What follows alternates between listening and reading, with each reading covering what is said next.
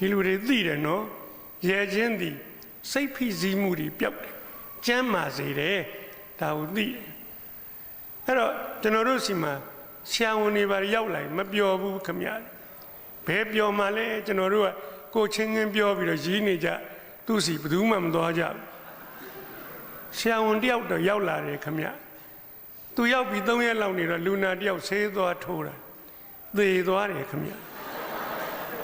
ဟိုးဒါမျိုးကတစ်ခါတလေဖြစ်တတ်ပါတယ်တဲ့ကျွန်တော်တို့ကပြဿနာမရှိပါဘူးနောက်9ရက်လောက်နေတော့နောက်တယောက်သွားပြီးဆေးထိုးရပြန်နေဆရာကြီးရဲ့သေတာပဲခမရ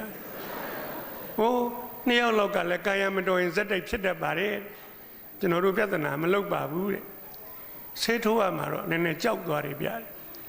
တလားလောက်ရှိတော့တယောက်ကသွားထိုးပြန်နေဆရာကြီးသေတာပါပဲဒါကြလည်းနည်းနည်းများသွားပြီ